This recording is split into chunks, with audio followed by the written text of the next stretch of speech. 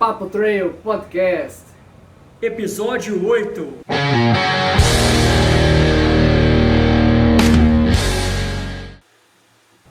Fala galera, aqui é o Valmir Lana. E aí galera, aqui é o Rafa Porto. Hoje a gente vai conversar com um atleta bem experiente, amante das montanhas e dos desafios extremos. Ele tem em seu currículo muito mais do que as provas convencionais de ultramaratona e as provas que estão aí na mídia. De todas as provas que ele já correu, ele já é especialista aí em provas acima de 100 km, é um montanhista muito antigo já. Ele tem no seu currículo Indomit 100K, Ultra Fjord 100K, The North Face 100 milhas, a PTR de Videira 130 km, ele fez a Swiss Alpine 215K, a Indomit 100 milhas, a única edição que teve da Indomit 100 milhas ele participou também. Uma lá na Islândia, Rovaniemi 150 km, que essa é uma que a gente vai conversar muito aqui, que é mais um objeto ainda desse Papo Trail de hoje.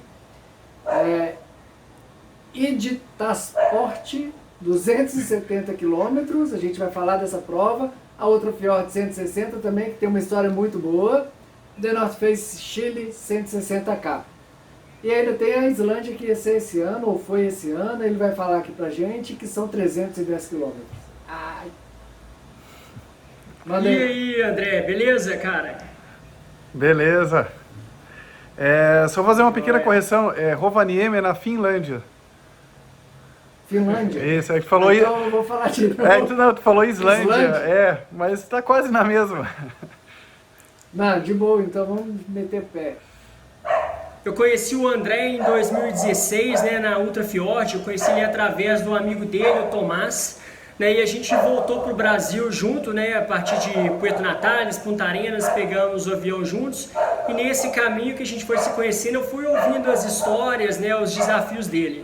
Mas o que mais me chamou a atenção foram os desafios que vieram subsequente à Ultra Fjord de 2016 e que inclusive culminaram aí nesse último grande evento que ele fez, que foi a travessia invernal da Islândia, os 300 quilômetros de ponta a ponta. Né? Mas eu queria começar a conversar com o André primeiro em relação ao ano passado. Né? A gente se encontrou de novo na Ultra Fjord de 2019. Eu estava lá para fazer o 100K e ele as 100 milhas, e por conta aí das questões climáticas, a Ultra Fjord foi cancelada para todos os participantes, né? Só que não para ele. Ele e o Tomás, né, continuaram por conta própria e resolveram fazer de forma solo a Ultra Fjord, que é temida por todo mundo. Para esses caras não, não tem tempo ruim para eles não. E aí André, como é que vão as coisas, velho? Conta pra gente aí. Beleza, tá tudo tranquilo. E na verdade a Ultra Fjord, o Tomás ia fazer junto comigo, a gente ia fazer em dupla, né? Só que ele teve um problema na parte inicial nas costas, e aí ele teve que parar, desistir, aí eu fui sozinho. Então o plano era em dupla, nos preparamos para dupla, mas aí foi solo, na verdade por isso. Mas espera lá, então você usa a prova meramente por um capricho, porque tendo ou não a prova você vai participar. Vai parecer um pouco irresponsável falar isso, né, porque o pessoal cancelou por mau tempo, mas na verdade assim, eu conhecia lá, porque eu tinha feito em 2016, exatamente esse trecho que eu queria fazer, que era a travessia do glaciar. Realmente é perigoso, né, em 2016 morreu um cara lá, de hipotermia, só que como eu conhecia bem o trajeto, eu tinha ele marcado, eu tinha o esporte e eu tinha amizade com o pessoal, com os staff, inclusive o cara que marcou todo esse trecho, conversei com ele. Então foi uma coisa planejada. O que eu ia levar na mochila, eu mudei tudo, né? Fiz um negócio bem equipado, assim, para não precisar de nada, tendo imprevistos e qualquer coisa. Sabia que não ia ter sinal de celular lá, né? Então a gente fez um negócio programado. Só que como eu curto muito e já fiz muito essas aventuras de não tem caminho, não tem, sabe, explorar e tal, então eu resolvi fazer isso, acredito, de forma um pouco mais segura. Foi uma aventura bem legal, aconteceram muitos imprevistos no meio disso, né? Bastante história e experiência no meio desse caminho, né? Eu não sei, já posso contar alguma coisa aí? Ué, claro, velho, nós estamos aqui para te ouvir. Não, beleza. Então assim, na verdade a prova foram 35, 36 quilômetros, né? Que a gente fez, o Rafa fez também. E depois parava, chegava num hotel, aí eu me hidratei e tal, daí depois continuava para a parte pro glaciar. Bom, aí entrou a noite. Então eu fazia essa travessia à noite, né? O tempo estava ruim mesmo, mas não era aquela coisa assim muito absurda assim, né? Como tinha tido esse problema, eles estavam um pouco mais conservadores. Eu sabia que no final da travessia vinha um bosque, passava o glaciar, vinha o bosque, e depois ele tinha me falado que tinha uma travessia de ponte, porque mais pra frente não tinha como atravessar o rio, que em 2016 passava, porque o rio estava muito alto. Bom, beleza, fui nesse aí, cheguei na travessia da ponte, cadê a ponte? Não tinha mais ponte. Nessa noite aí, a água aumentou, a vazão, e levou a ponte embora. Então não tinha nada. Bom, aí chega o imprevisto e improviso, né? Então eu não tinha outra opção, não tinha como atravessar o rio, era muito, muito forte ali a água, né? Continuei reto, fui até o final onde era a travessia em 2016 e tinha que atravessar o rio. Não tinha sinal de celular, a única outra opção seria chamar um spot, que eu não estava com vontade de chamar, porque eu não estava em situação de emergência ainda, assim, né? E isso era em qual distância? Aí, eu ia perguntar isso. Eu estava mais ou menos ali com uns 80, 90 quilômetros. Virei à noite, né? Daí estava no outro dia de manhã já. Quando eu cheguei nessa travessia de ponte, estava escuro ainda, era 5 da manhã. Quando eu cheguei nessa parte onde passava a prova mesmo também em 2016, que é a Estância Perales, se eu não me engano, acho que era esse ponto, que depois começava a estrada, daí eu tive que atravessar, no mesmo lugar que eu atravessei, só que o rio estava bem mais alto, fiz 3 tentativas, foi bem difícil, a água estava acima da cintura aqui, na cintura mais ou menos, só que puxando bastante. Então na terceira tentativa eu consegui atravessar o rio, ele era largo também, assim, né? E assim, claro, o que poderia acontecer? Se eu caísse dentro do rio, de alguma forma eu ia conseguir me arrastar na borda, assim, mas eu ia me molhar bastante, estava bem frio, estava próximo a 0 graus. Eu tinha uma roupa de reserva, mas era uma roupa reserva que a gente tenta não usar, né? Então eu teria que tirar toda a roupa, ia ter que colocar essa roupa reserva. O tempo estava piorando, estava começando uma neve com chuva misturado. Então eu queria manter essa roupa seca aí o maior tempo possível, né? Então acabou dando certo. André, uma pergunta, como a prova foi cancelada, deu tempo deles retirarem a marcação ou você seguia a marcação da prova e conferindo com o que você tinha no seu plano, no seu GPS? Ou você confiava 100% no que você tinha ali no seu GPS, no aplicativo que você usa para fazer essas travessias? Eu tinha no celular, no Wikiloc, o trajeto de 2016. Eles mudam às vezes um pouco, e lá em cima é pedra, gelo e escuro, né? Não dá para ver muita coisa. Uhum. Então, tinha as estacas, eles não tinham tirado a marcação ainda, porque tinham recém-cancelado, né? Então eu fui seguindo a marcação. Ela, inclusive, com a headlamp, ela iluminava, né? Ela refletia bem, então dava para seguir bem, assim. Cada estaca que eu chegava, eu tentava achar a próxima. Então foi indo legal isso. Inclusive, no outro dia, depois que eu fiz essa travessia, eles da organização do staff convidaram a gente para tirar a marcação de um outro trecho. Daí a gente foi lá e tirou a marcação de um outro trecho. Fizemos mais 60 quilômetros carregando as estacas, né? Eu e o Tomás. Daí então deu você mandou 100 quase... milhas mais 60. Não. Essa travessia deu uns 90 quilômetros e aí depois deu mais uns 55, 60 tirando a marcação. Deu quase 150 quilômetros. Entendi. Ô, velho, se você teve então nas duas edições da Ultrafjord mais extremas, a de 2016 que faleceu o mexicano e a de 2019 que foram canceladas. Se você pudesse comparar uma com a outra, o que você acha? Qual que foi realmente a mais extrema aí? Não, eu acho que em 2016 estava mais extremo. Tava mais extremo, porque tava nevando muito forte, né? Em 2019 não tava nevando forte, assim, tinha um vento, assim, às vezes dava uma rajada forte, né? Em 2016 não tinha esse vento tão forte, mas era muita neve e tava mais frio em 16, né? E o tempo foi piorando, assim, sabe? No início que a gente começou, eu tava nos 100 quilômetros, o pessoal das 100 milhas começou com o tempo mais quente, depois foi esfriando, foi nevando cada vez mais, e o mexicano, que estava mais atrás, ele não chegou a passar por mim. Muitos dos das 100 milhas passaram, eu larguei atrás a maioria. Ele estava num ritmo mais lento, ele não chegou a passar por mim. Então ele estava provavelmente mais atrás, pegou mais neve, mais frio, teve algum problema de muscular, cansaço, não sei, parou, e aí parar é uma péssima opção. Eu já sei, assim, nesse trecho eu sabia, não pode parar, em hipótese nenhuma. Nem para comer, nem para se alimentar, nada, não para, continua.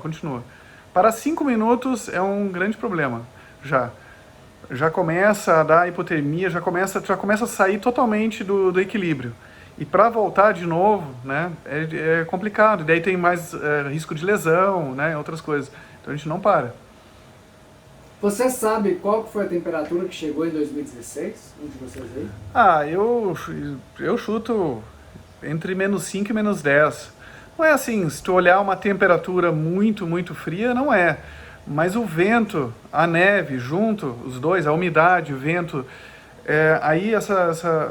e assim, claro, nós estávamos todos vestidos como corredores, mais como corredores, né? Uhum. Tinha um americano que estava participando da prova em 2016, ele tava que nem o Rafa corre, bermudinha bem curtinha e uma camisetinha só. Então, e aí lá em cima ele colocou um corta-vento mais fino que esse que tu mostrou agora há pouco. Era um corta-vento só mesmo, né? E ele foi com isso aí.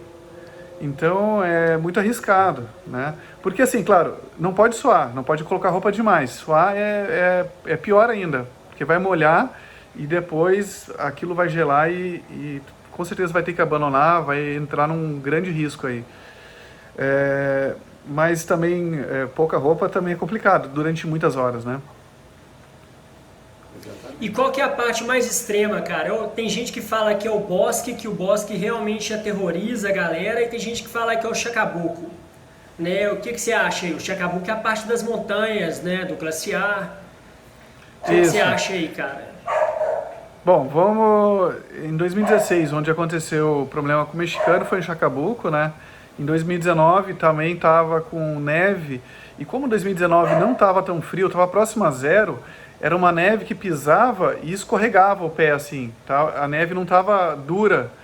Então, nas encostas assim com essa neve, escorregava bastante, tinha que cuidar bastante, né? Então, risco de acidente, Chacabuco, com certeza. Muitas pedras, né? Então, tu fica pisando, tentando correr nessas pedras, para torcer o pé cair assim é fácil mesmo. Agora, cansativo é o bosque mesmo, porque o bosque afunda o pé até a canela, assim, de barro, e acaba se desgastando muito. Em 2016 o bosque estava muito mais seco, então a parte do bosque mesmo estava seca, estava bom de correr, tanto que eu corri legal, fiz um tempo bom. 2019 não estava praticamente impossível de correr tudo, estava tudo molhado, tudo com água, tudo com barro. Então desci Chacabuco, o resto até a estrada só barro. Então foi muito travado. E em 2019 você chegou a pegar as tendas com mantimento? Você conseguiu usufruir disso aí? Sim, tinha acho que 3 pontos. E eu vi os pontos, estavam fechados, né, com aqueles tambores. E eu não peguei nada, eu estava com muita reserva dentro da minha mochila, estava contando que eu não fosse encontrar isso, né? Então eu acabei, eu até abri, olhei, vi o que tinha, assim, só parei assim para tá muitas horas fazendo nada, não encontrando ninguém, quando tu acha uma coisa assim, é legal para olhar assim, né? Então eu olhei o que eles tinham tudo lá, né? Mas eu não mexi, fechei tudo e continuei, que eu tava com bastante reserva ainda, tava com bastante folga, né? Cara, e nessa hora que o Tomás, ele não fez ele não continuou a travessia com você, né? Ele parou no quilômetro 35 igual aos outros competidores. Isso de alguma forma mexeu com o seu psicológico aí, você vai ou não vai, ou você estava certo, que você ia fazer isso de qualquer jeito, como que é? Porque é o primeiro empecilho, e é um grande empecilho, né? Você saber que daquele momento pra frente, você vai ter que contar só com você. Sim. Na verdade, mexeu com o psicológico dele. Ele não queria que eu fosse sozinho, né? Eu tinha feito algumas provas sozinho, assim, em situações um pouquinho até mais extremas, que já tinha passado a prova da Finlândia e já tinha passado a do Alasca, né? Então eu estava me sentindo relativamente seguro, estava mais tranquilo. Ele estava achando arriscado, estava achando perigoso, né? Como a gente tinha um esporte, né? Como ele ia dar a volta e ia tentar me encontrar nessa parte da estrada onde saía, então acabamos conversando assim, mas ele tentou me convencer algumas vezes de não ir, de não fazer, né? E não conseguiu, daí a gente foi assim mesmo, né? Mas daí ele, claro, deu todo o suporte, todo o apoio aí nisso. Que massa, cara. Então, você, assim, a gente só por esse início, né, Valmir? Ele contando essa pequena parte aí que foi grande para ele, né, o Ultra Fjord, a gente já consegue ter uma dimensão que ele já é preparado para autossuficiência. Exatamente. Deixa eu contar mais um pequeno episódio depois, como as coisas vão se encaixando e a gente vai tomando as decisões. Uma outra coisa nessa questão aí. Quando eu fiz a travessia do Rio e fui para o Estradão, eu achei que talvez o Tomás pudesse estar lá, porque o carro chegava, não estava. E aí tinha uma casinha assim, parecia que tinha alguma coisa, né? Olhei, não consegui ver nada e fui continuar. Daqui a pouco eu vejo um cara sair correndo e gritando, vem, entra. Então ali eram outros 3 brasileiros e um argentino que fizeram também a mesma coisa, só que eles não fizeram a prova. Eles foram no dia anterior fazer essa travessia, os 4. E inclusive eles tentaram atravessar o rio onde estava a ponte, tinha só a corda, e quando um atravessou a corda arrebentou e eles tiveram que resgatar ele e tiveram que voltar. E aí eles estavam lá dormiram nessa cabana, onde tinha um chileno que ajudou eles. E eu fiquei um pouquinho com eles ali. Conheci um cara lá que fazia corrida de aventura. E ele falou, vamos fazer um dia, vamos fazer. Conversei com o cara meia hora, voltei. Daí depois disso, em 2019, eu fiz 4 corridas de aventura com ele. Hoje é meu amigo aí, que é o Vânios. Então a gente, sabe, vai encontrando outros aventureiros, fazem outra coisa, ouve uma história, vai atrás, né? Então é muito legal essa parte. E tudo isso aconteceu ali, do nada, assim, né? Você sabia que esses caras estavam fazendo também por conta própria? Não sabia. Nem eles sabiam que eu tava lá, né? Então eles estavam, eu não sei que distância que eles estavam, acho que eram distâncias um pouco menores também. Não sei se é 100 ou 50, 70. Eu sei que eles estavam a fim de fazer a travessia do outro glaciar, que era até mais complicado. E que eu não ia fazer, porque eu não conhecia, né? Aí como tava essa ponte, não dava para passar, eles acabaram desistindo e fizeram esse trecho de 50 quilômetros, né? Mas é legal, assim, a gente vai encontrando pessoas, que como a gente se encontrou em 2016, 2019, né? A gente vai encontrando outras pessoas e fazendo amizades aí. Cara, imagina a surpresa desses 3 aí na hora que vem você chegando do nada, hein? Não, eles ficaram muito. Esse argentino é muito louco, muito legal, gente boa, assim, saiu gritando, assim, né? E eu achei que era o dono da casa, né? Porque ele tava falando um castelhano ali, né? Eu achei que era o dono da casa, ele nem era o dono da casa. Ele, não, entra aqui, pega o café, ele tava já... nem era o dono da casa, né? E eles eles ficaram bem surpresos, assim, né? E eu ia continuar, né? Eu ia continuar até a cidade, né? Daí depois o Tomás chegou também, a gente conseguiu contato com eles, aí ajudamos, daí eles chamaram um táxi, também conseguiram sair de lá. Doido demais.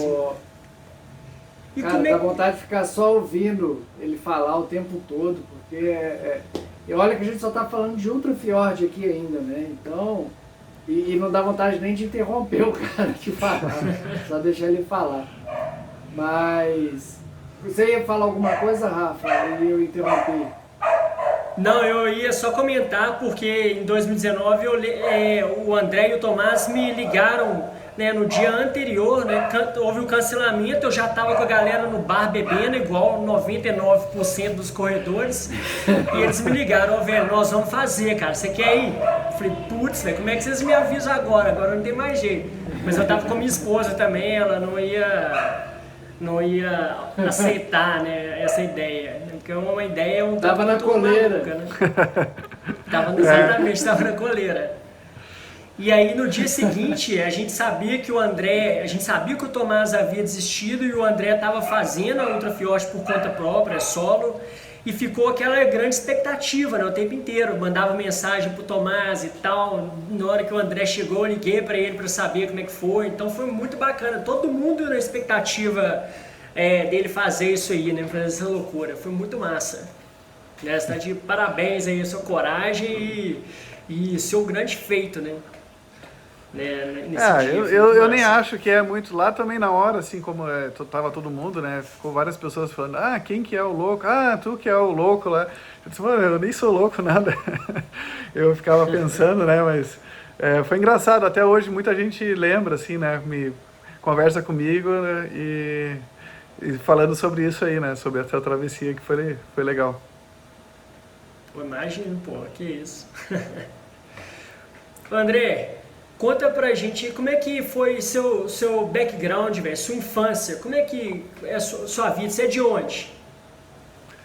Eu sou de Porto Alegre, Grande Porto Alegre, na verdade, de Gravataí. Só que meus pais, eles são da Alemanha, são alemães, eles vieram pouco antes de eu nascer, nasci eu e meus irmãos, aqui no Brasil, só que acabamos aprendendo pouco português, entrando na escola, logo eu voltei para a Alemanha e morei lá até os 10 anos. Daí, com 10, voltei para cá, aí aprendi o português. Foi um pouco difícil no início, assim, né? Não tinha muito sotaque, era muito tímido. Depois, acabei encontrando nessa parte aí, para vencer a timidez, explorar, fazer aventura, né? Escalei umas pedras lá em Gravataí, que chama Morro do Itacolomi, e acabei conhecendo daí na faculdade, no início da faculdade, o Tomás, que a gente combinou para fazer uma travessia de cânion, né? Lá tem a região dos cânions, não sei se vocês conhecem, e então fica na divisa do Rio Grande do Sul com Santa Catarina, né? Parados da Serra e Serra Geral, são os dois parques, né? O mais famoso se chama Itaembezinho. E tem outro Sim. que... esse já é um parque mais fechado. Na verdade, todos estão proibidos de atravessar, né? Acho que a maioria já era proibido na época, né? O Fortaleza, a gente atravessou várias vezes. Tem outro que chama Malacara. São canyons maravilhosos, assim, né? Então, acho que a maioria não conhece, pouca gente conhece. A gente descia fazendo rapel nas cachoeiras, algumas contornando, dormindo em rede selva, lá dentro do cânion, porque era muito difícil atravessar num dia, né? Então, fazia por conta, assim, aprendendo, né? Errando o caminho, né? Então, isso aí foram muitos e muitos cânions. Na época, a gente já fez uns 10, 15 cânions até ir para as outras aventuras. Hoje, eu já devo ter feito, porque eu continuo fazendo de vez em quando, mais de 30 travessias, assim, né? Eu gosto muito, volto para lá, é minha origem mesmo, né? Bom, e aí foi aí que começou a parceria com o Tomás, de muitos anos, né? Outras pessoas atravessaram com a gente, mas a gente continua sempre junto, aí, planejando novas aventuras, né? Aí, em 99 ou 2000, a gente resolveu fazer uma viagem pelo Brasil, sair de carro de Porto Alegre para ir até Amazonas, subir o Pico da Neblina. Em 3, eu, Tomás e um outro amigo que se chama André Eli, que agora fez a travessia da Islândia com a gente também. Bom, teve um trecho da Transamazônica que a gente não conseguiu passar de carro, então teve esse trechinho que a gente teve que fazer de avião, curto, o resto foi tudo de carro, né? Passando em Foz do Iguaçu, de Porto Alegre bonito. De carro. Isso, Porto Alegre de carro, nós três. Então paramos em Bonito um tempo, Foz do Iguaçu, Chapada dos Guimarães, E depois, Manaus, a gente foi com um barco até São Gabriel da Cachoeira e de lá parte para o Pico da Neblina. O Pico da Neblina ficou muito tempo fechado, agora parece que estava reabrindo, não sei como é que está hoje, né, por conta... reabriu, mas não sei agora, eu acho que todos os parques, por causa da pandemia, deve estar fechado, né? Sim, sim. Nem tive notícia. Na época, equipe gaúcha nenhuma tinha ido, iam mais estrangeiros, americanos, alemães, gostavam muito de ir, né? Então eles, por conta da Amazônia, assim, sabe, esse negócio, eles tinham muita atração. Poucos brasileiros iam, né? Então a gente acabou indo com um guia lá, era um meio índio, assim, e que era obrigatório também para ir, e também porque passava pelas tribos indígenas lá, né? Então, putz, uma viagem fantástica, muito legal, né? Ia vários dias, né? E esse contato com os índios, com os garimpeiros, e explorar, assim, foi bem legal. Então foi a primeira montanha, assim, que eu subi e gostei muito. E de lá eu comecei a querer montanhas mais altas, diferentes, assim, né? Então foi um período que eu fiz muito tempo de montanhismo. Então eu fui para Aconcagua. Isso foi em que ano, André? Isso foi em 99. Você subiu Neblina? Acho que foi 99, 2000. Eu tinha que ter aberto minha agenda aqui, que eu esqueço as datas, que eu tenho anotado. Já tem pelo menos 20 anos que você está escalando. Isso, há uns 20 anos já. Bom, depois a gente foi para o Aconcagua, eu fui para Aconcagua sozinho. Tive um problema grande lá, então a tempestade pegou e levou minha barraca embora. Enquanto eu estava fazendo uma caminhada de aclimatação, o pessoal que estava lá conseguiu juntar, perdi muito equipamento, então eu sabia que eu não ia conseguir chegar até o topo, né? Meu saco de dormir estava molhado e perdi o meu equipamento de cozinha, muitas coisas. Então eu resolvi ficar mais uns dias lá, aprender, subir umas outras coisas, mas eu não consegui fazer. Depois não consegui chegar no cume, também primeira vez numa montanha alta, aclimatação, né? É bem diferente, né? E a primeira você já foi direto para Aconcagua, né, cara? Fui direto para Aconcagua. Das Américas.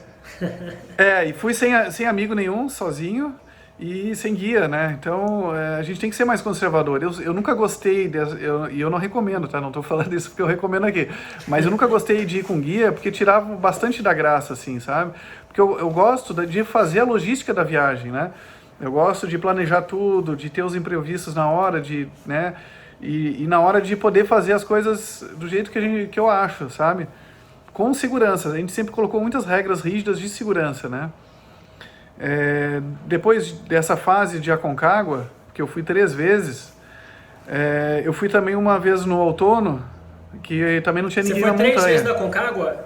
Fui 3 vezes na Aconcagua. E eu não consegui chegar no cume ainda. Não rolou ainda e eu quero, já estamos planejando aí para voltar lá, porque eu quero bastante subir, né? Nas outras 2 eu tive problema com o tempo, tempo muito fechado, muitos dias eu tinha a volta marcada e não tinha como faltar por causa do trabalho, né? Então, bom, a última vez foi no outono, né? Então já quando não tinha ninguém lá. Inclusive eu vi uma, que eles chamam de puma, selvagem lá, que tem mesmo lá por conta do acampamento todo, que tem muita gente no Aconcagua abandonado, daí os animais vão lá para o resto de comida e tal, né? Então foi muito legal, porque foi muito perto, assim, né? Mas é um animal que tem medo também da gente, né? Não tá esperando, eu tenho medo, mas ela tem mais medo, acho, até. Então... Até ela ficar com fome, né? Se ela tivesse com muita fome, talvez não, né? E, bom, então essa também a gente não conseguiu, fiquei muitos dias com tempo bom lá, quando eu fui atacar o cume, o tempo fechou e virou, né? Acabei encontrando 2 guias do Lanin, que também estavam lá por conta, chegaram um pouco depois, fui subir junto com eles, daí eu tive que abandonar, e eles ficaram mais tempo, não sei se eles conseguiram. Depois isso disso, foi até qual altitude que você abandonou? Foi até 6.000, que tinha acampamentos, né? Que se chama Berlim, é um acampamento lá em 6.000. O topo é 6.900, né? 6.900, Bom, depois disso, tá frustrado um pouco com a Concagua e querendo um pouco mais técnico assim, não é técnico, mas um pouco mais gelo mesmo, a gente começou a ir umas montanhas diferentes, né? Eu fui pro Peru, primeiro eu fui para Bolívia em 2002, depois na Bolívia eu subi o Huayna Potosí, que é uma montanha conhecida por brasileiros também, uma montanha boa para conhecer, uns 6.000, tem 6.088 e é bonito, tem uma parede assim para subir. E nessa, por conta da nossa inexperiência, chamamos um guia. Foi uma das poucas vezes também com guia. Foi eu e o Tomás também. Subimos ela em 2002.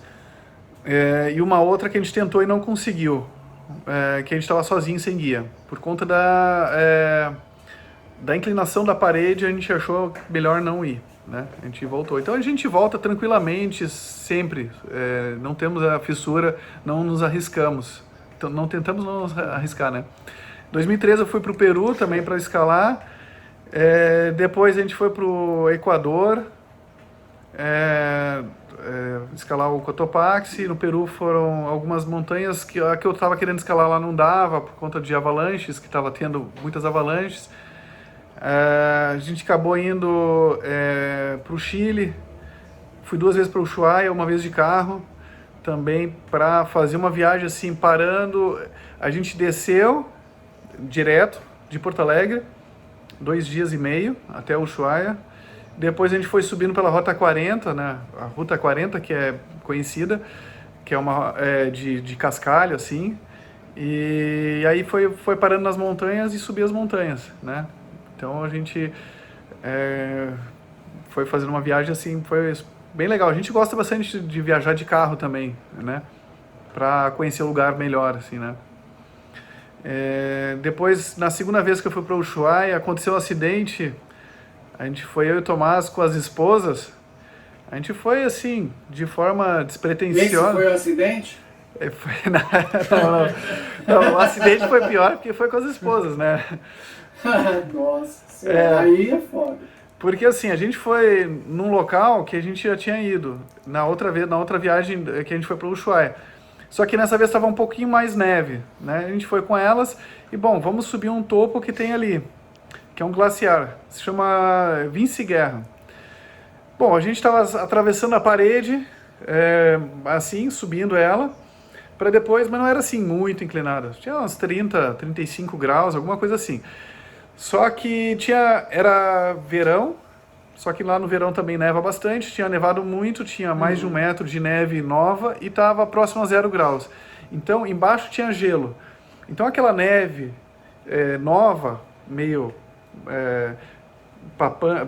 como é que se diz, assim, meio... não dura, assim, meio mole, a gente caminhando em cima, acabamos causando uma avalanche. Só que era uma avalanche grande, assim, era um tamanho de quase um campo de futebol, assim, isso aí que a gente estava dentro, desprendeu e começou a descer, e a gente estava uns 300, 400 metros. Então a gente foi descendo naquela avalanche, eu estava mais embaixo, e a neve começou a me soterrar, assim, né? Então, dá um desespero muito grande, assim, começou eu me lembro, assim, a neve entrando dentro do óculos, assim, por cima, assim, né? Eu não fiquei completamente soterrado, né? Só a neve passando por cima da cabeça e tentando subir, assim. E aquela técnica toda de segurar no piolê, assim, na hora, eu que estava mais embaixo não conseguia fazer nada, né? O Tomás, que estava em cima, que começou a pegar a parede lisa, ele foi freando, né? E as nossas esposas que estavam no meio estavam com uma cara de poucos amigos. A Mia já estava me xingando quando a gente estava escorregando ainda.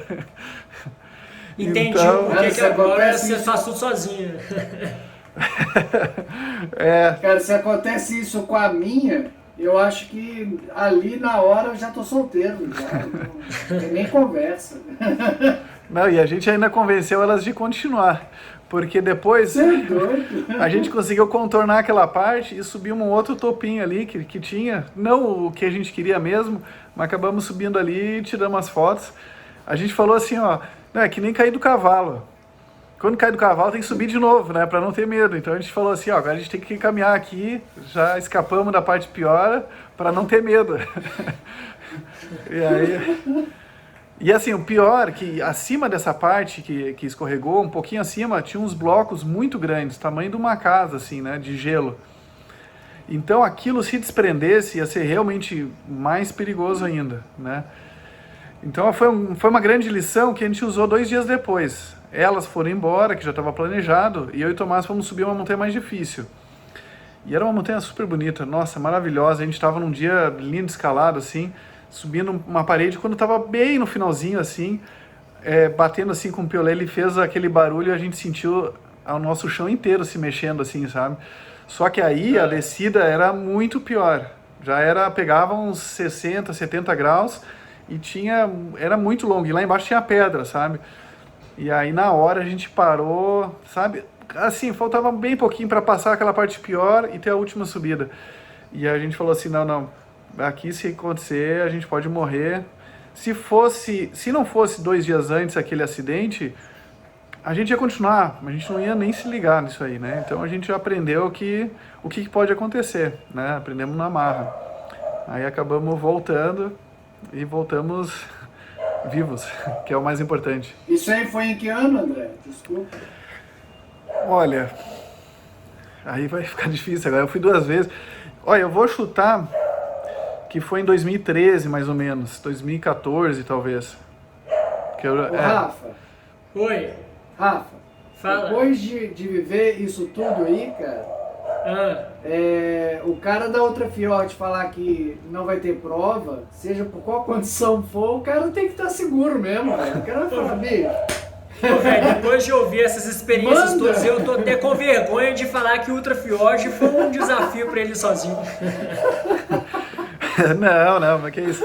E assim, na verdade, a decisão certa era cancelar, mas sabe por quê? Porque lá na Ultra Fiord eles não têm critério nenhum para colocar as pessoas, nenhum. E é um critério de distância, mas é um critério assim bem fraco, né?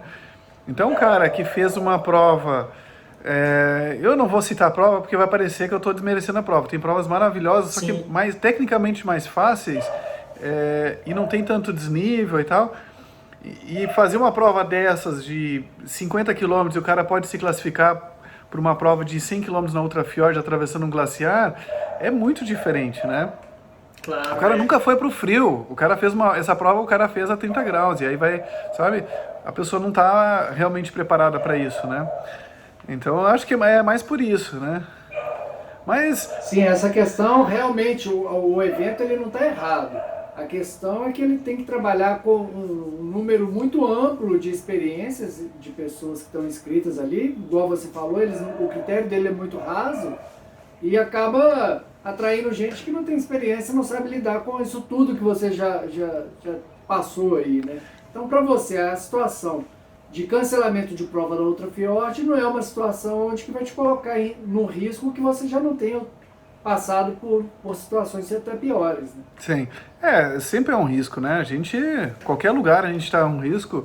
Mas você sabe mediar e você sabe se safar melhor. Né? Claro. A experiência faz com que a gente tenha muito mais chances de sair desse risco. O Rafa mesmo, eu já contei a história lá das abelhas, é uma situação assim, bem banal, num lugar assim, né?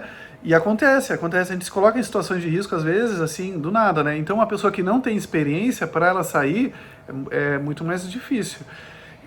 Porque assim, nunca é um erro só, é uma sucessão de erros que acontece para a gente se colocar numa situação complicada, né?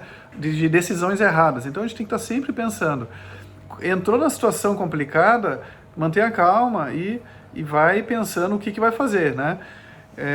Eu vou contar essa história das abelhas aqui porque o André sabe, mas tem muita gente que não sabe. Na verdade não foi uma abelha, foi uma lagarta. Lagarta, desculpa. Eu corro praticamente pelado, né, velho? Eu corro de short, sem camisa, é o jeito que eu gosto de correr. E eu tava correndo no Retiro das Pedras, que é uma região aqui perto de Belo Horizonte, que é muito tranquila, né? Só que eu entro por trilhas que não é o que a galera normalmente faz. E aí, por acaso, caiu uma lagarta, essas lagartas de fogo no meu ombro, eu não sabia, tive uma alergia assim importante, minha glote começou a fechar e eu comecei a ficar tonto, sem ar. e comecei a andar assim completamente zonzo, cambaleando e tal. E assim, era um dia de semana, era uma quarta-feira de manhã, né? Não era um dia que muita gente ia. E por sorte veio uns ciclistas, eu gritei, um dos caras me colocou na bicicleta e foi me empurrando até o carro para poder ir pro hospital. Tive uma reação alérgica importante, né? Então, se você está no meio do nada, numa situação dessa, né, se torna uma chance de um acidente fatal grande, né? Com Assim, certeza. Na hora eu entrei em certo pânico que até piorou a minha falta de ar, né? Depois que eu vi o cara, eu fui tranquilizando e respirando melhor. Mas realmente foi bem sinistro na hora. Imagina. É uma das coisas que mais me traz medo, assim, em ambiente selvagem, é vespa e cobra, cara. Porque se acontece alguma coisa ali, você não tem muito o que fazer, né? Porque você está a 30 quilômetros do ponto onde tem população, que você vai encontrar alguém, e acontece uma situação dessa, se você é picado por cobra ou por uma vespa, abelha, marimbondo, cara, se você não tiver ali no seu kit de primeiros socorros um remédio ali para te ajudar, ferrou, cara. Ferrou, você vai morrer. Hoje eu corro com uma seringa de adrenalina, né? Não recomendo que todos corram, né? Eu sou médico, eu sei como usar, mas não é. Tem os prós e os contras, né? Não é assim, dá para qualquer um. Eu fiz um curso de primeiros socorros para ambientes inóspitos, assim, e a pessoa que a Samantha Chu, que ministra o curso, ela recomenda, quer dizer, ela recomenda não, ela também sempre quando ela sai, ela leva, que nem tu tá dizendo, né, ela sabe usar também, né, em outros países é recomendado, né, no Brasil Sim, eu acho que nem tem como comprar, é bem mais restrito, não tem como né. comprar. Isso, então não tem como comprar, eu peguei. E o antihistamínico é mais, não é tão eficiente, né, um antialérgico. E ele demora, tem um tempo de ação mais prolongado. Quando você precisa daquilo rápido, ele não vai ter efeito. Né? E aqui às vezes, por exemplo, eu sei que eu não sou alérgico, né? Mas eu posso estar correndo com várias pessoas e uma pessoa é alérgica, né? E se eu puder ajudar essa pessoa, né, eu quero muito. Eu levo também coisas para ajudar os outros, né? Então, eu também acho importante. Tá bem preparado para essas situações. Eu tenho mais medo de insetos, de abelhas, por exemplo, que até de cobra. Ou aqui o pessoal fala que já encontraram onças, tem onças aqui, né, perto, mas eu não tenho medo da onça. É muito difícil. A onça também não tenho. Nunca teve. Medo, não. A onça não vai atacar. Então, agora, cobra tem que realmente ser um acidente. É difícil também, sabe? No parque que eu corro aqui, que aqui em Sorocaba tem um parque fechado, eu perguntei, em 20 anos, eles tiveram 2 acidentes com cobra, com pessoa que trabalha lá, né? Então eu estava mexendo alguma coisa onde estava a cobra e teve socorro. Com visitantes, que todo dia tem visitantes lá, nunca teve, em 20 anos. Agora com a abelha, quase toda semana que tem problema lá com alguém, né? E eu mesmo já fui picado lá também, né? Mas se tu não é alérgico, tudo bem, né? Agora uma pessoa alérgica, ou várias picadas, né? Pode ser perigoso. Bom, André, então sua expertise aí em autossuficiência, ela não vem simplesmente da experiência, né, cara? Pelo visto, você investe também em conhecimentos, em cursos, né? Isso, esse curso aí é fantástico, é muito bom. Depois ele tem as fases, a evolução dele, né?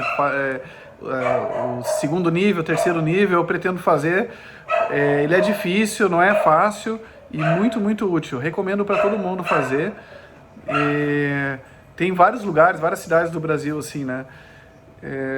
Porque a gente, realmente, na situação que acontece, a gente não sabe exatamente o que é o melhor fazer. O Rafa é médico, já sabe muito mais. A minha esposa também é médica, né? Só que eu não sou. Então, para mim, eu aprendi muita coisa lá, né? Então, saber também o que a pessoa, o que está acontecendo, né? A gente não sabe isso. E a corrida, cara, como é que começou? Então a corrida foi mais quando eu conheci minha esposa, ela corria já há muito tempo, fazia triatlo, corria mais rua, né? Ela fez 2 vezes o Ironman, ela gostava bastante dessa parte. E eu botei a minha parte de montanha junto, a gente misturou e saiu corrida de montanha, né? Então a gente começou a praticar, ela corre super bem. Para mim, assim, no início foi muito difícil, né? Ela corria bem melhor do que eu, então eu tive que sofrer bastante no início, né? E aí eu comecei a gostar de distâncias maiores, desafios maiores. Eu sempre gosto de desafio, né? Então eu comecei a tentar buscar essas provas mais longas e depois provas que não tinham no Brasil misturado com frio, né? Então a primeira prova... E por que essa vontade de frio, cara? Você é muito calorento assim, né? Eu sou bastante calorento. Mas não sei, primeira vez que eu fui pra montanha fria, né? Eu acho que a montanha tem que ser fria, né? Para ser quente tem que ser daí é a praia. Bom, então, pra montanha fria mesmo, aí eu gostei muito, me apaixonei assim pela montanha e então eu gosto de fazer trekking hoje ainda na montanha, eu gosto de subir ela. A Serra Fina é maravilhosa assim aqui perto, né, pra gente fazer. Então, aí eu gosto do frio. Então, mas você fez a Endurance Challenge Chile 100 milhas 2 vezes, né? E lá é quente. Lá é quente. Lá é quente. Na verdade, assim, à noite chega a pegar um frio. Pega um pouco de frio lá em cima, né? Agora em 2019 largou em Vale Nevado e subia até 4.000 metros, né? Então não é quente, é frio. Né? Não estava assim um absurdo de frio, tinha neve assim um pouquinho ainda, mas estava acima de 0, né? Mas depois descia tudo lá embaixo, é mais quente, né? Esse ano não estava tão quente, estava até que agradável, né? Em 2016 estava muito quente, acho que foi 16 que eu fiz, não, 2015, vou ter que ver aqui, estava muito quente e aí acabou que no final caiu uma chuva bem forte. Então, deixa eu ver aqui. Acho que foi 2016. 2016 mesmo, tá certo. Então acabou uma chuva forte no final, que refrescou assim. Mas era montanha, né? Então eu também gostei dela por causa da montanha. E nisso, a primeira prova mais longa que eu fiz foi em Indomit, em Bombinhas, né? Então me inscrevi lá para de 100 quilômetros. Aí eu fiz um ano assim, eu comecei 50, um Xterra em Ilhabela, depois 75, Bertioga Maresias, que não é tanto montanha, né? Tem pouquinha coisa, e que foi um treinamento 3 semanas antes. Depois eu fui para essa da Indomit. Sofri muito na Indomit nessa minha primeira prova. É quente também, em Bombinhas sempre é quente e úmido, né? Mas assim, no meio da prova eu pensei, nunca mais eu vou fazer esse negócio aí. Mas aí no dia seguinte já muda, a gente já quer fazer, quer planejar a próxima, é estranho. E aí foi indo as provas mais desafiadoras, assim, né? Bom, e essa Rovaniemi 150K na Finlândia?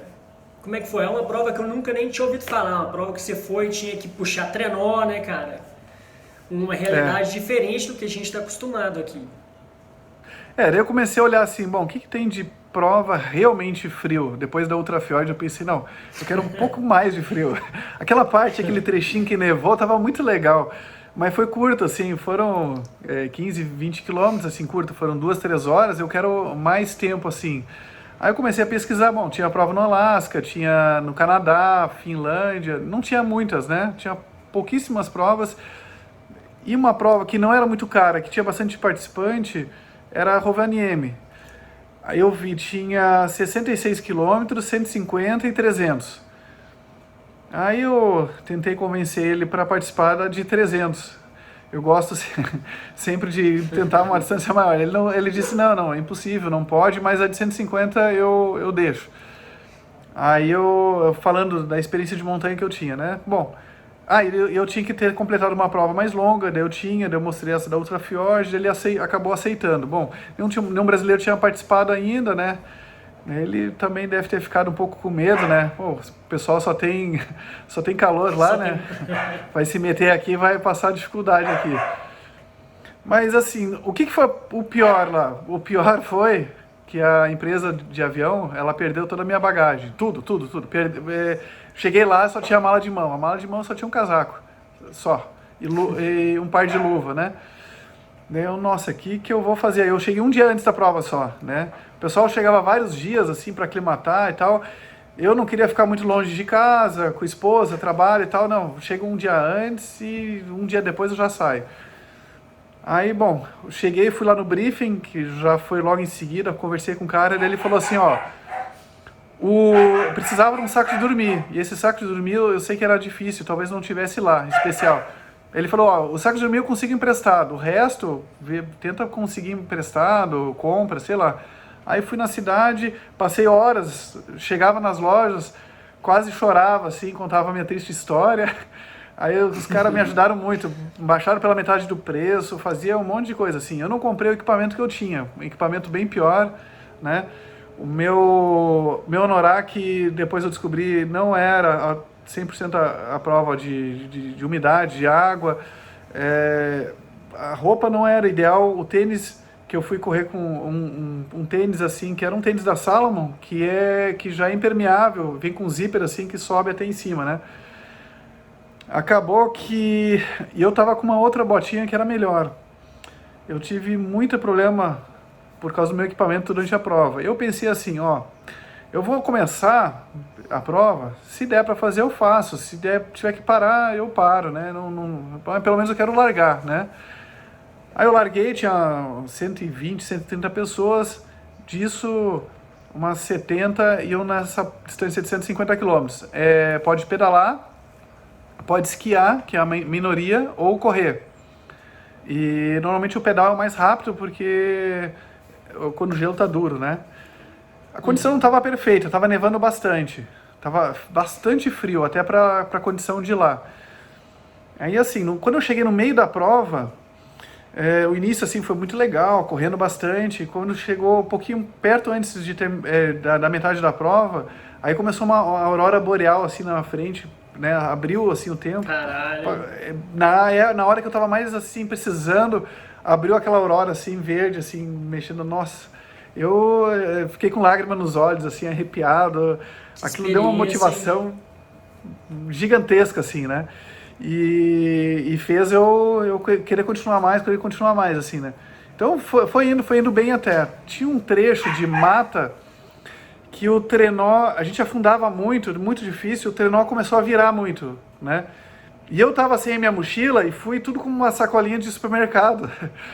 Ridículo, né? Mas é que eu não tinha mais dinheiro para comprar outros equipamentos. Eu tinha uma mochilinha assim, aquelas da North Face, para colocar as coisas dentro. Aí eu tava só com as sacolinhas. Nessa virada, caiu uma sacola minha. A luva mais grossa e uma garrafa térmica de água tava dentro dessa sacola. E eu perdi ela. Quando eu cheguei nesse ponto, um pouco antes de chegar, começou a dar muito frio na mão. Fui procurar, não tinha. Aí comecei a não conseguir mais mexer a mão, não conseguia mais fazer nada. E aí eu só tava pensando assim, não, tem que chegar nesse ponto. O único ponto de apoio que tinha no meio da prova, 75 quilômetros. Era uma cabaninha que tinha uma fogueirinha dentro, assim, bem pequena, 2 cabaninhas na verdade, né? E antes disso, a cada 15, 20 quilômetros, era só um caldeirão de água fervendo e um cara que tava com um monte de roupa assim, que ficava lá só olhando, assim, né? Então não tinha, assim, nenhum apoio, não tinha comida, não tinha nada durante a prova, né? E não tinha como pedir resgate ali, né? Bom, cheguei nesse ponto sabendo assim, ó, eu vou ter que desistir, porque eu vou ter congelamento, vou perder dedo, né? Vou ter que desistir. Eu tava tremendo, tava muito ruim. Cheguei lá, entrei na cabana, falei com a mulher assim, eu quero desistir, em inglês. Ela não falava inglês, só falava finlandês. Eu até tinha aprendido umas palavras em finlandês, mas não deu. Ela fez um sinal para esperar. Aí eu fiquei lá, fiquei me esquentando. Aí ela saiu, ela voltou depois de 1h30, né? Só que um pouquinho antes dela voltar, um sueco que eu tava correndo antes chegou. Daí ele olhou pra mim assim, ó, encontrei uma sacola, não é tua? Aí ele tava com a minha térmica e com minha luva. E aí eu ainda tava com a cabeça assim, de desistir, né? Mas eu fiquei pensando, bom, agora não tenho mais essa desculpa para desistir, né? Fui me aquecendo, aí voltou o cara que falava inglês, e tinha algumas pessoas ali que estavam desistindo. Aí ele perguntou assim pra mim, quer desistir também?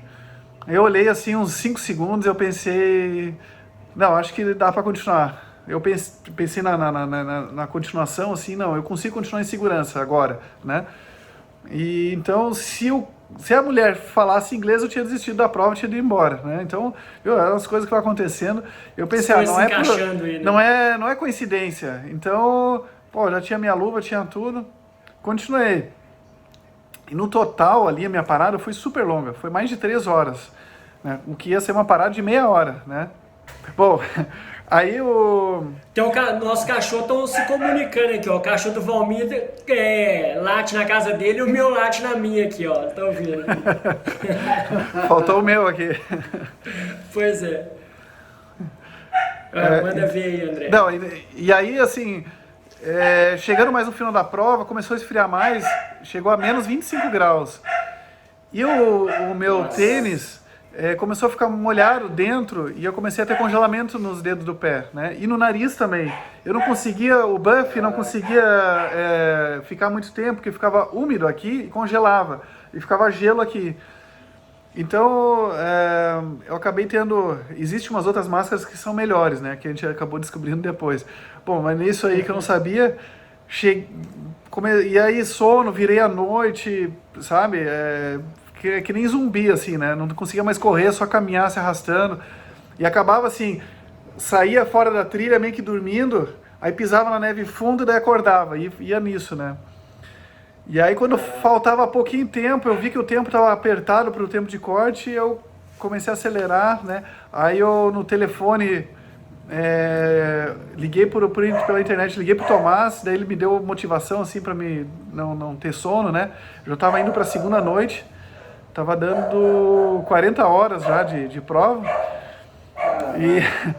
e aí eu consegui a motivação final, e ele falou, não, vai que dá certo, daqui a pouco tem um ponto aqui, assim, né? Daí ele foi me motivando, eu fui. Eu descobri que o celular, ele apaga abaixo de 0 graus, só que se tu coloca ele num power bank que eu tinha, aí no power bank ele não apagava, então eu conseguia falar no telefone, entendeu? Só que só com fone, tinha que ser com fone, porque se tu tira a luva, tu não consegue mais mexer a mão, né? Bom, cheguei no lugar lá, na chegada, faltando meia hora para terminar. Dos 60, 20 só completaram, né? E um deles do Brasil, então eu me senti feliz mesmo, porque era bem difícil, né? Os outros, muitos suecos desistindo, muita coisa assim, né? Mas eu tive muita sorte também, né? Então cheguei com dificuldade, o meu nariz ele ficou todo cinza, marrom assim, o meu dedo do pé também. Fiquei uns 2, 3 meses sem ter sensibilidade no nariz, no dedo do pé. Então foi arriscado. Não cortar nenhum dedinho não, né, velho? Não cortei.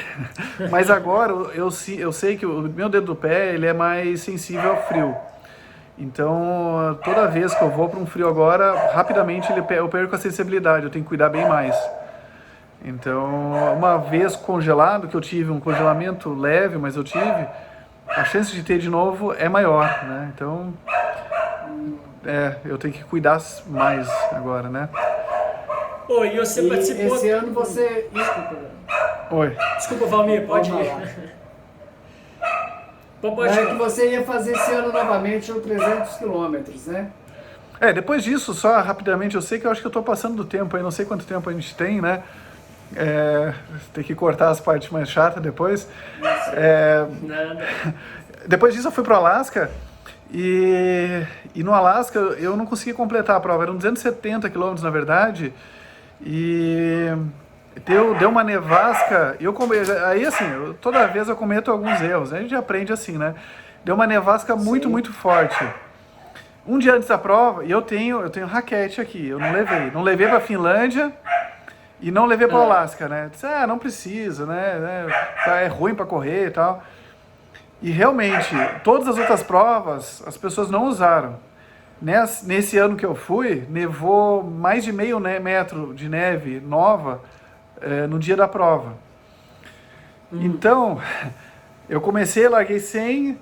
Ah, não, o segundo erro foi o seguinte: na largada, eu tava com meus bastões e puxando um trenó. O trenó tava mais pesado, que a prova era mais longa, tava com mais coisa, né? E aí, faltando 1 ou 2 minutos para largar, começou um cara a falar comigo, assim, ah, legal, de onde que é e tal, eu larguei meus bastões e comecei a falar com ele. E aí daqui a pouco... Esqueceu os bastões? Esqueci, toca o sineta e eu saio correndo. E aí eu saí na frente de todo mundo, tava animado, e aí o pessoal de bicicleta não tava conseguindo ir bem, porque era neve muito funda, assim, né? E eu tava animado. Então, dos 30 que largaram lá, eu tava em primeiro. E aí passou 1 ou 2 quilômetros...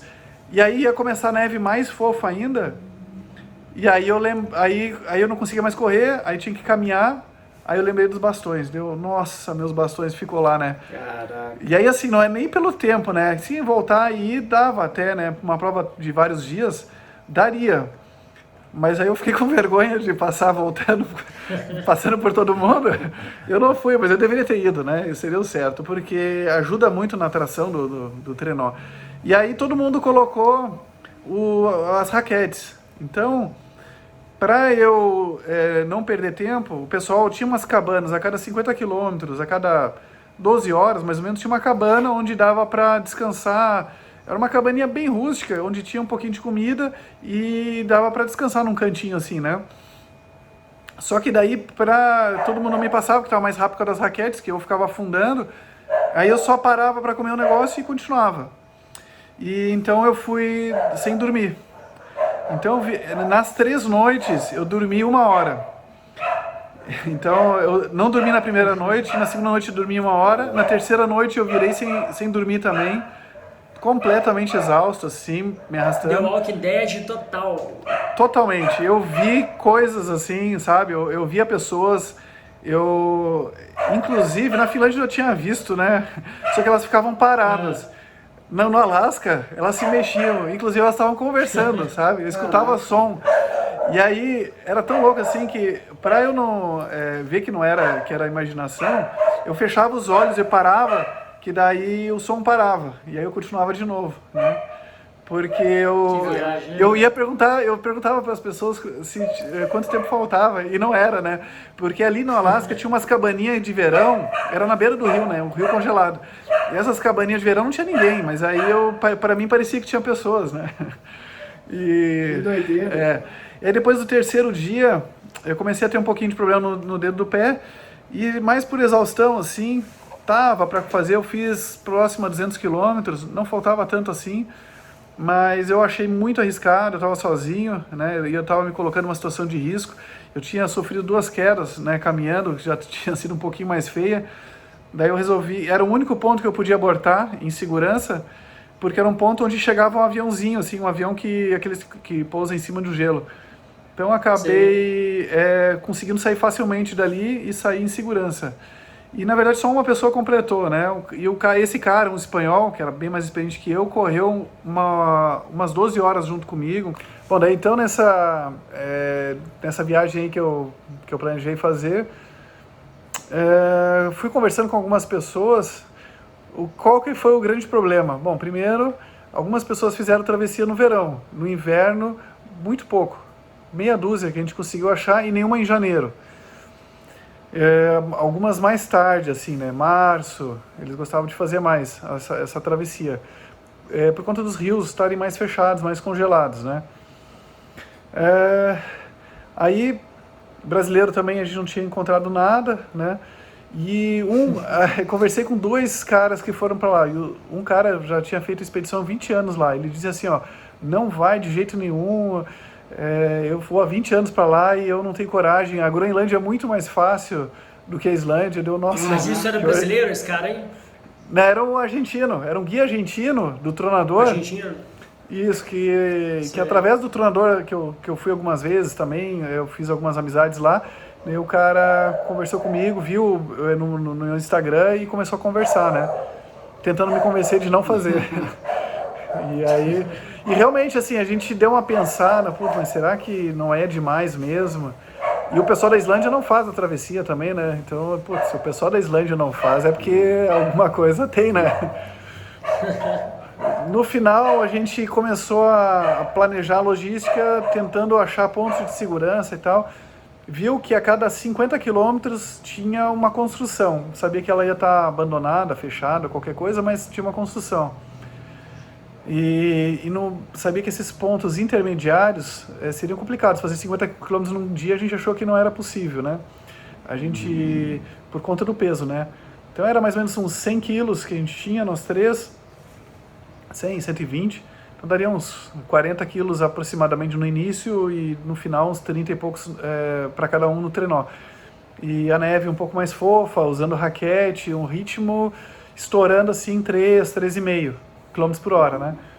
Então e assim, são só 5 horas mais ou menos que é claro o dia lá, né? E o sol nasce e fica só no horizonte, assim. Então fica um nascer e pôr do sol o dia inteiro. É maravilhoso, né?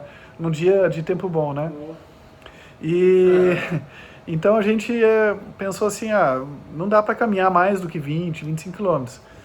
Chegando lá, a gente viu que tinha uma equipe inglesa que começou uma semana antes do desafio. Começamos a conversar, a mesma coisa, 2 britânicos, começamos a conversar com eles. E tinha uma outra equipe britânica que estava lá pela 3ª vez tentando e tinha recém sido resgatada. Eles acionaram o spot e foram resgatados de helicóptero. Então já sabia que a condição não estava boa e essa outra equipe estava vários dias fazendo 20 km por dia, né? A gente chegou, começou a fazer, no primeiro dia estragaram os 3 trenós, né? E a gente não tinha conseguido encontrar trenó bom na Islândia, em Reykjavik, na capital. Ali onde a gente estava era impossível, né? Vocês alugam o trenó ou você já tem o seu, velho? Não, a gente compra, na verdade, no Alasca eu comprei e não voltei com ele porque não vale a pena, né? Era um trenó um pouquinho maior, mas era um trenó para 2 crianças, assim, sabe? Então é um trenó de plástico para 2 crianças. Existem uns profissionais, bom, eu já vou falar mais pra frente. Daí só que a gente pegou esses aí, comprou eles na Inglaterra e levou para a Islândia, porque na Islândia não tinha. Bom, como tava a neve muito fofa e no asfalto que ainda tinha estrada nos primeiros 20 quilômetros, e a gente não viu, eu estava arrastando um pouco, e eles colocaram sal na estrada, né? Então arrastava com umas pedrinhas e foi arranhando o fundo e rasgou o fundo, furou o plástico, quebrou, abriu e acabou com o trenó, né? E ele se desmontou todo. Bom, a gente parou ali, dormiu ali e no outro dia de manhã o Tomás foi tentar achar uma carona, conseguiu achar uma carona. Tinha meia dúzia de casas só ali, passou um carro, conseguiu carona, voltou para a cidade, para Akureyri, que tem 15 mil habitantes. Bom, achar um trenó melhor, a gente achava que não ia conseguir, né? Mas ele foi tentar, foi nas lojas, não conseguiu, era um trenó pior ainda. Aí achou um cara que era aventureiro lá e ele tinha importado 2 do Canadá, 2 trenó profissional, assim. Aí ele nos alugou os trenós, assim, por um preço ridículo, assim, nos ajudou muito. E os outros, voltou, e os outros 3 trenós juntamos e fizemos um só, né? Aí os 3 engenheiros ali foram fazer um trabalho para conseguir juntar, fazer um trenó. Aí aquele ficou menorzinho, aí tinha que ficar um pouco mais leve, aí deixamos o outro, que o André, ele com esse um pouco menor, que tinha um pouco menos de experiência, e eu e o Tomás colocamos mais carga nesses mais robustos, né? E continuamos cuidando mais para não estragar eles, né? Esse foi o primeiro imprevisto. Nesse tempo já deu uma tempestade muito forte, a gente já viu que ia ser bem complicado. Caminhamos nessa tempestade, começamos a subir o vale, foi muito difícil. Inclusive os britânicos falaram assim, tentem pegar um outro caminho porque tem risco de avalanche. O outro caminho a gente achou muito ruim. Fomos por esse caminho mesmo, achamos uma travessia no rio, que era uma travessia bem estreitinha, assim, uma pontezinha de gelo, arriscado pra caramba, assim, para se caísse seria complicado. A gente tinha um equipamento para atravessar rio, que eram umas botinhas de borracha, de neoprene que a gente tinha comprado, umas sacolas, saco de lixo que ia até a cintura, assim, sabe, para caminhar. É um negócio meio bizarro, né? Mas é a melhor forma que a gente achou. Um rio que não fosse muito fundo, né? Graças a Deus não precisou, porque parar e fazer tudo isso aí é muito difícil no frio, né? Depois que a gente chegou lá na parte alta, aí começou o vento muito forte. A gente começou a ter congelamento, assim, ficou em volta do rosto, tudo gelo, tudo congelado, assim, né? Porque era neve com vento forte, entrava por tudo, assim, ficava grudado, assim, na pele, né? O óculos ficava embaçado e congelado, né? E muitas horas nessa tempestade. Isso que é a diferença e por que a Islândia é mais difícil. Na verdade, o vento não tem na Groenlândia tão forte, mesmo no Polo Norte e no Polo Sul, não tem de forma tão extrema, né? Então, essas tempestades fortes para a localização da Islândia que é o negócio mais complicado. E aí acabou a gente conseguindo fazer uma parada e chegar nesse ponto de apoio, e por uma sorte muito legal, é um lugar que tem águas termais, assim, sabe? Então era uma lagoinha bem pequena, assim, com uma água a 30 graus, mais ou menos, quente, assim. E tinha umas 4 cabanas, todas estavam fechadas, menos uma que era o tipo vestiário e banheiro. E ela estava aberta, e a gente conseguiu entrar lá. Então era um banheiro e vestiário, só que aí tinha água corrente e um lugar para dormir, assim, tranquilo. Então a gente conseguiu secar as coisas e tal, foi super, super legal. Só que nesse momento eu já consegui, assim, pensamos assim, puta, se a gente pegar uma tempestade um pouquinho pior que essa, a gente não vai conseguir. Então o que nós vamos fazer? Bom, vamos descansar bem aqui, vamos andar 50 quilômetros. Vai dar próximo de 15 a 20 horas. Para tentar chegar na outra construção. Porque se a gente pega no campo aberto e tem que montar a barraca, a gente ia se colocar numa situação de risco. Então foi isso que a gente fez. A gente viu uma outra tempestade chegando e a gente fez as 20 horas mais ou menos caminhando até chegar na outra construção. Ficamos 2 dias nessa construção. Por sorte ela estava aberta também. A tempestade era tão forte que o Tomás tentou sair para pegar mais neve, para a gente descongelar e fazer água dentro. Ele teve que voltar de 4, se segurando na casa, quase não conseguiu voltar. Que isso? Depois ela piorou, a tempestade piorou mais, assim. Era tipo 150 km por hora. Impossível. Leva as pessoas embora, assim, olhando assim, é bizarro, né? E aí ficamos esses 2 dias ali dentro, melhorou um pouco. Tava um vento forte ainda, mas dava para caminhar. Aí continuamos. Mas aí já dividimos. A gente já viu que a próxima tempestade era 4 dias. E a gente tinha 180 km para fazer. Puta, é muita distância para 4 dias, né? Vamos fazer meio que sem dormir, aquele esquema que eu fiz nas outras provas, né? Caraca. 50 km até a próxima construção, mais 20 horas, só que essa estava fechada. Então armamos a barraca do lado, dormimos 3 horas, mais 3, 4 horas fazendo água, sabe, fazendo comida. E assim, caminhar 20 horas puxando o trenó, chegar num lugar, tipo a gente chegou 3 da manhã, meia-noite, armar a barraca com frio, com vento, sabe?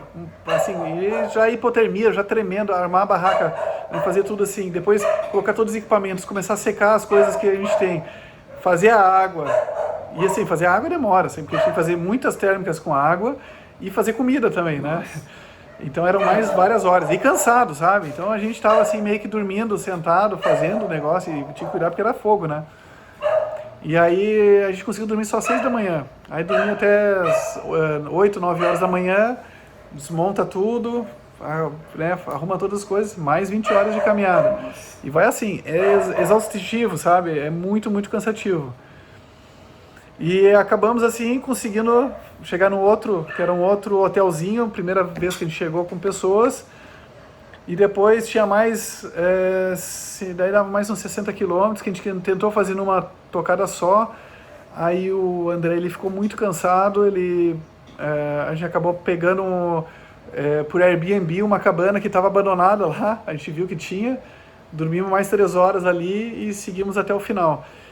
Então foi bem puxado assim, o final. Chegamos 2 horas antes da tempestade chegar. Daí a tempestade chegou com tudo. E a gente parou direto no restaurante, era 8 horas da noite. E os britânicos estavam lá, eles fizeram a travessia um dia antes da gente.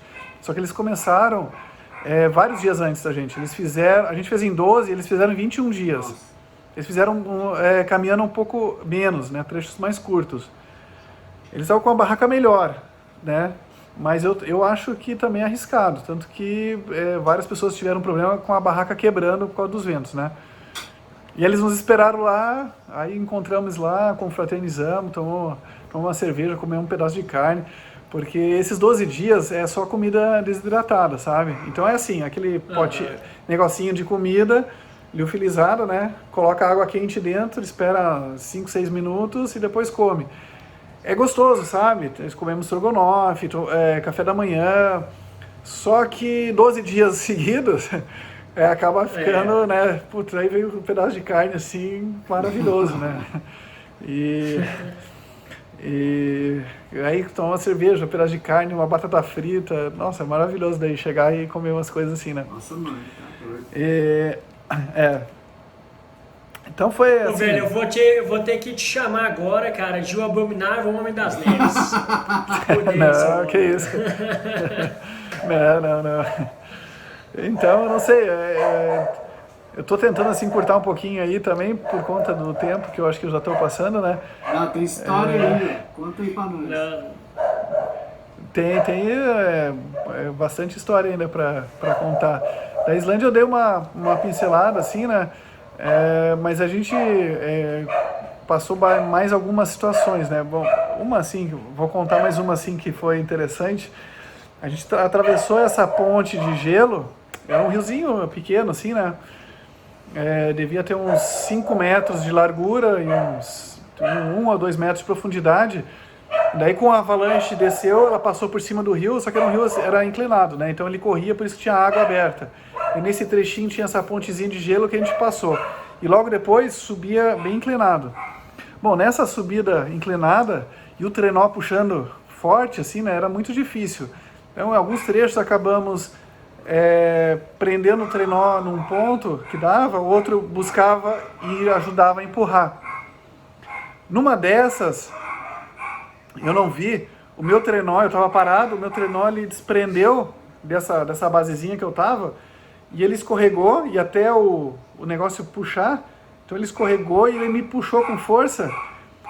E aí eu caí assim, comecei a descer a encosta, escorregando, mas que nem gato, assim, cravando as unhas, sabe? Com a unha. E aí eu fiquei parado, assim, e eu não conseguia nem respirar direito, assim, me segurando com toda a força, assim, né? E aí eu chamei o Tomás, que estava mais perto, assim, cara, me ajuda aí de alguma forma. Daí ele, não, parei, eu vou desprender. Daí eu tava perdendo as forças, eu disse, se tu não conseguir chegar, eu vou desprender o trenó, que era a última alternativa que tinha. Ele ia cair uns 50 metros, cair dentro do rio, né? Não ia ser uma boa também, mas melhor que ir junto comigo, né? Porque daí ele ia me puxar para dentro do rio também, né? Então ali com a última força ele conseguiu desclipar o trenó, conseguiu puxar para cima e não deu acidente, né? Mas a gente passa a situação assim, do nada, assim, sabe? Eu tava bem tranquilo, né? Então, um segundo, um erro ali, já tá numa situação bem perigosa, né? E assim vai acontecendo, né? Ô, Rafa. Os problemas. Rafa, nós é Nutella, hein? Nós somos Nutella pra caralho, velho. Vai correr de shortinho, né? Não. Pois é.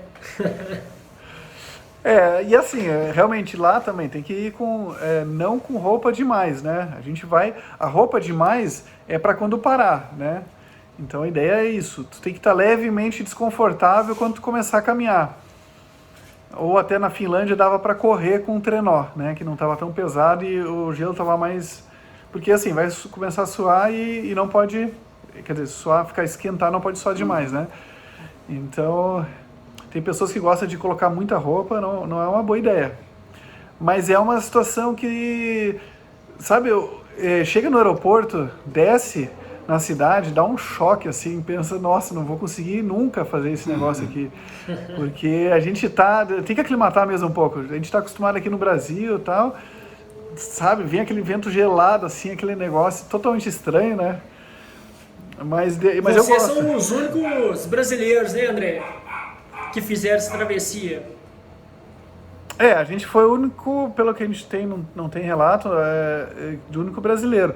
E, na verdade, em janeiro, não tinha relatos. Os britânicos falaram que eles foram os primeiros, nós fomos os segundos, né? Um dia depois. Que vários tinham sido resgatados, vários franceses, vários ingleses, né? Inclusive esse que estava pela terceira vez, que estava com uma equipe grande de filmagem, é um cara já até mais conhecido um pouco, e não conseguiram, assim, às vezes a gente também teve um pouco mais de sorte, um pouco, né, ou a logística que a gente fez deu certo. Esse negócio de corrida... São vários fatores, né? Esse negócio de corrida ajuda bastante, sabe? Que nem, por exemplo, a Fernanda Maciel, ela vai subir uma montanha. Ela não vai subir uma montanha que nem um montanhista normal vai subir. Né? Porque ela é uma corredora de montanha, ela vai conseguir subir lá mais rápido. Ou o Kilian Jornet, quando foi fazer agora montanhas, o Everest, por exemplo, ele foi bem diferente, né? Então, assim, ele acabou, claro, ele se expõe a outros riscos, mas ao risco de estar pesado demais, estar muito tempo na altitude, ele não se expõe tanto. Então a gente acabou se expondo um pouco menos na Islândia ao tempo ruim, que era o pior, da parte da Islândia, por conta de logísticas de trechos mais longos, que essas pessoas que não estão acostumadas a fazer essas corridas ou coisa, nem pensam em fazer, né? Esses caras falaram assim, viu, porque eles acompanhavam pelo esporte a gente estava acompanhando eles, né? E eles falaram no final assim, nossa, a gente começou a acelerar o nosso negócio porque a gente viu que vocês iam nos ultrapassar, vocês estavam muito rápido. Então eles achavam que a gente era muito bom por conta disso, e a gente achava que eles eram os caras porque eles, naquelas tempestades, eles estavam acampados no meio do nada. Eu pensei, nossa, como que os caras conseguem nessa tempestade estar acampado numa barraca aí no meio do nada, né? E eu penso... Em algum momento vocês quiseram pegar eles, ultrapassar eles, virou uma corrida interna? Não, a nossa corrida mais era pela tempestade, né? A gente queria chegar neles para tentar completar junto, né? A gente nem sabia que eles estão falando que foram os primeiros em janeiro, eles sabiam dessa corrida deles, né? A gente não sabia, né? E porque eu perguntei para ele, né, logo que a gente chegou assim, quantas pessoas será que fizeram e tal? Daí ele disse, nós somos os primeiros. Não, sério? Com certeza e tal. Então a gente acabou até surpreso com isso, né? E assim, até esqueci, um pouco antes disso, eu e o Tomás fizemos uma outra coisa, para uma pincelada rápida. Também, talvez uma outra pessoa conhece, é uma montanha chamada El Plomo. Ela fica no Vale Nevado, tu consegue enxergar ela, né? Então é uma montanha até razoavelmente frequentada no verão, uma montanha legal, 5.400 metros, só que a gente queria fazer ela no inverno. Também não tinha muito relato, né? Tem um negócio que chama Andes Handbook. Tem uma corrida lá, Andes Infernal, que chega até o topo do... Isso, que chega até o topo do El Plomo. Mas tem um negócio que é Andes Handbook, que tem um livro de cume de todas as montanhas chilenas, argentinas, né? E nessa época, no inverno, não tinha nenhum relato de escalada até o topo, né? Então, para a gente tentar fazer um contato e perguntar, não achamos, né? E a Andes Infernal é muito difícil por conta da aclimatação, por conta de um monte de coisa. É uma prova super difícil, eu não consigo imaginar, né? Mas a gente queria fazer ela no inverno, a prova, por exemplo, era no verão, né? E aí também, os relatos eram que vento muito complicado, tinha uma travessia no gelo lá muito difícil e tal. E a gente foi para lá e aí, colocando uns fóruns, perguntando, achamos 2 chilenos que estavam indo um dia antes da gente. Aí acabamos conversando e aí resolvemos ir junto com eles. E aí a gente foi junto com eles. Então, a gente acaba encontrando pessoas mesmo fazendo as coisas mais absurdas ou não tendo nem relato disso, né? E aí a gente foi junto com esses 2, só que eles tinham subido uma outra montanha e estavam bem melhor aclimatados. E a gente queria aclimatar no lugar, então eles acabaram ficando depois do segundo dia, um dia na nossa frente, né? Então a gente fez essa montanha também em condições invernais. Teve muita sorte também, né? Então a gente foi a 5.400. Ela é bem próxima da Concagua, né? De condições, só que vai só a 5.400. É uma condição mais difícil. Então, quer dizer assim, a gente foi para a Islândia, não também que nem louco, assim, fazendo de qualquer jeito, né? A gente fez a Ultrafjord 2 vezes, foi para o Alasca, eu fui para a Finlândia, foi fazer a Selplom no inverno, né? Além de outras montanhas, mas só de coisas mais invernais, mesmo, assim. Né, cara? Então, foi uma coisa assim, realmente preparada, né? E qual que é o próximo desafio aí, André? Teria o TMB, né, cara? Que assim, a gente não sabe como é que vai ser aí com essa questão da pandemia. O TMB é o próximo desafio ou tem alguma outra coisa aí mais vistosa? Eu estava marcando minhas provas quando começou isso aí. Eu estava querendo dar um descanso, eu perdi muito peso na Islândia e estava já assim, querendo fazer uma recuperação muscular, focar um pouco mais nisso. E aí eu marquei a Pedra Grande em Atibaia, que é do meu amigo Arthur, que ele tá fazendo provas mais longas, né? Foi agora fazer uma prova de 80 quilômetros. Então seria essa. De 80. E depois eu tinha marcado já o TMB, que durante a minha travessia na Islândia, que era o sorteio, né? Então no meio da travessia eu vi que eu fui sorteado, né? Porque acho que o resultado saiu, não lembro, em janeiro, 9 de janeiro, alguma coisa assim. Eu tava no meio eu tava no meio da travessia lá, quando eu vi, foi sorteado, que legal. Era a minha segunda tentativa, Você e o né? Valmir, eu tomei pau. E eu tava no sorteio também. O Valmir também tá no sorteio? Também foi sorteado? Entrou também. Eu fui, eu tô inscrito. No 170? Isso. Ah, que legal. Eu tenho um outro amigo meu de Porto Alegre, Sergei, ele também tá. Eu tava até combinando com ele as coisas, né? Então, daí, o que eu tava pensando, assim, juntando as duas coisas que eu gosto? Fazer o TMB e depois subir o Mont Blanc. Porque eu gosto muito de montanha, né? Bom, dá um descanso, né? Dá 2 dias de descanso e depois subir o Mont Blanc. E aí eu achei um amigo meu aqui, que corre comigo, que é montanhista, subiu várias montanhas já também, e disse, não, eu vou lá, eu subo o Mont Blanc contigo. E daí o Sergei também falando que ia subir. Então esse era o plano, né? Eu acho agora que a prova não vai acontecer, né? A Pedra Grande já foi para outubro, e a UTMB é dia 20 de maio, né? Que vai decidir. Isso. Eu acho difícil acontecer, acho complicado também. Por conta de ser muitos países, né? Pode até ser que França, Itália e Suíça vai estar melhor, mas o Brasil nós estamos ainda no início da crise, eu acredito, infelizmente, e outros países também, né? E lá junta, sei lá, cada país está andando em uma velocidade diferente, né? Então eu acho complicado. Eles estão querendo fazer o CCC e o TMB, né? Sim. Mas, sei não, o Valmir tá esperançoso, né, velho? Tem que ficar, né, cara? Não, eu não acredito que vai acontecer, mas também eu tô querendo que aconteça, né? Vou ter que dar um jeito de treinar de novo distâncias longas, né? Porque eu não tô treinando isso aí, não. Tô fazendo mais musculação, tô fazendo bike, umas corridas curtas, então vou ter que voltar de novo, né? Eu tô fazendo uns treinos muito bons, cara, pro TMB aqui em casa, baseado em pizza, hambúrguer, sorvete, chocolate. Eu também vou ter que perder um pouquinho de peso para conseguir fazer uma prova boa lá, porque não é fácil, não. Não. E, cara, assim, eu também acho que é difícil porque são muitos países, né? Deve ter, sei lá, pessoa de uns 100 países lá que vai participar, né? E ainda mais na UTMB, né? Na distância mais longa, né? Mas enfim, vamos ver, dia 20 falta 11 dias aí para eles decidirem, né? Isso. Se acontecer seria isso aí. O Mont Blanc daí não sei se vai ser, acho que daí já fica mais complicado. Acho que daí eu cancelaria essa ideia do Mont Blanc. Se não acontecer nada, e minha próxima ideia de montanha, eu estava conversando semana passada com o Tomás, seria uma montanha chamada Marmolejo, que é Marmolejo no Chile também. Isso, que são 6.000 metros para fazer no inverno. Então, o cara gosta do inverno mesmo, né, velho? Na verdade, o sonho depois, tudo é uma preparação, né?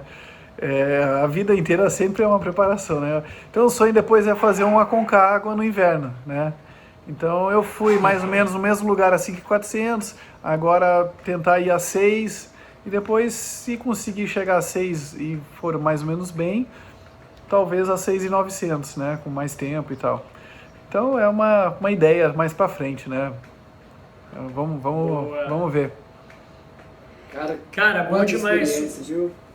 Porra, suas experiências são fantásticas e completamente diversas do que a gente está acostumado aqui, né? Tanto de conversar quanto e de se mistura lidar. também com a gente, com as nossas experiências. Se mistura com as nossas experiências, ultrapassa elas e vai para um horizonte muito além, muito diversificado. E assim, realmente é bem legal de ouvir, cara. Muito bom mesmo. A gente consegue, por exemplo, assim, uma das provas mais legais que eu fiz aqui que eu considero a KTR na Serra Fina, né? Eu fiz em 2018 e eu não, até 2018 ou até 2019 eu nunca tinha repetido uma prova, né? E eu pensei assim, nós fizemos juntos no ano passado. Fizemos juntos, Daí eu pensei assim, não, puta, essa KTR eu gostei tanto, que eu quero fazer de novo. Daí eu fui fazer de novo, aí o Rafa tava lá na largada. Inclusive ele tava com o shortinho dele, famoso. Pô, e aí eu falei assim, E eu corro sempre de short, nunca corro de calça, nunca, né? E eu também não tão curto que nem o do Rafa, mas eu sempre vou de bermuda. Só que eu olhei assim, ó, nossa, tu vai sofrer nesse negócio aí. Foi mesmo, já chegou falando isso aí. Inclusive, daí no segundo ano eu tava com uma calça por baixo, assim, né? Que eu no primeiro ano saí da prova, parecia uma briga de gato minhas pernas, né? Então, a minha foi assim. E eu dei 2 tocos, assim, que eu dei na canela, assim, que abriu um rombo, assim, né? Que lá não dá pra ver, muito mato, né? Muito mato, e a gente... Onde você tá pisando. E a gente vai contra o caminho normal, sabe? Então, no sentido contrário. E aí, acabou que isso... Os tocos e os negócios ficam assim, em vez de ficar assim a favor da gente correndo, elas ficam muito assim, né? Ao contra. Ficando contra. Mas é muito legal, e assim, esse segundo ano eu fiz a prova bem melhor, e inclusive cheguei uma posição atrás do Rafa aí. Tentei alcançar ele no final, mas não deu certo. O cara correu muito. A gente se encontrou. O Homem das Neves tá chegando aí, eu vou ter que dar linha aqui, ó. A gente se encontrou no ponto de água que tinha lá, conversamos. Foi. Depois lá em cima, na Pedra da Mina, eu te vi também. E depois só na chegada, né? Mas foi massa. Foi massa pra caramba, Esse ano eu tava lá também, mas eu tava nos Kids, eu tava nos 21. Ah, entendi. Legal, o Brasil tem muita prova legal também. André, foi muito doido conversar. André, foi muito doido conversar com você, viu, cara? Gostei demais das suas experiências. Não, a gente já tinha conversado antes, mas eu não tive a possibilidade, assim, de te ouvir com tanto tempo e detalhes. Né? E eu sei que você está fazendo umas palestras também. Passa pra galera aí, quem quiser te encontrar, quem quiser saber mais, como é que faz? Eu tinha 2 palestras marcadas já. Uma na Decathlon em Porto Alegre e uma aqui em Sorocaba. E acabou cancelando por causa da pandemia, né? Eu fiz agora, semana passada, eu fiz uma live falar sobre corrida de montanha. Minha primeira live, nunca fiz. Eu sou meio envergonhado, mas de alguma forma vai, né? E agora eu vou fazer uma outra live também, no estilo mais como palestra, assim, interagindo com as pessoas, né? Provavelmente vai ser com o Tomás e com a esposa dele, a Lu, que é jornalista, e daí ela vai colocar também pessoas que não estão tão acostumadas com isso, né? Que não são só do mundo de corrida, de montanha e tal. Então é isso que essas próximas aí que eu tô fazendo. Essa live não tem a data ainda, mas deve ser em breve. E a gente está fazendo um relato, eu fiz da Finlândia, eu fiz um relato para a North Face, que eles pediram. Que eles falaram, isso eu fiz lá. E aí depois, agora eles também falaram da Islândia. A gente fez um pré-relato lá, até eu mandei para vocês, só que ele não está pronto, tava muito grande. E agora a gente está enxugando ele, deixando ele num formato mais de blog, assim, para ficar uma historinha mais interessante, né? E aí também vou publicar isso quando tiver. Mas assim, a gente faz as coisas bem amador, né? Porque é o hobby, é a coisa que a gente gosta, né? Mas eu não vivo disso, né? Inclusive, eu gasto dinheiro com isso muito, né? Não dá para fazer demais para não arranjar confusão em casa e ter atenção para a esposa e para os filhos também. É isso aí. Beleza, demais, eu queria ó. encontrar vocês aí, né? Eu estava pensando fazer esse negócio presencial, ir para Minas e fazer um treino, não deu, né? A gente dá um jeito, cara. Quando acabar essa loucura toda aí vamos marcar, fazer um treino, fazer um negócio aí junto. Vai ser legal. Levar ele pro lado oposto do frio, levar ele pra Boi Preto. Levar pro calor. É isso aí, vamos sim. Bom Massa demais.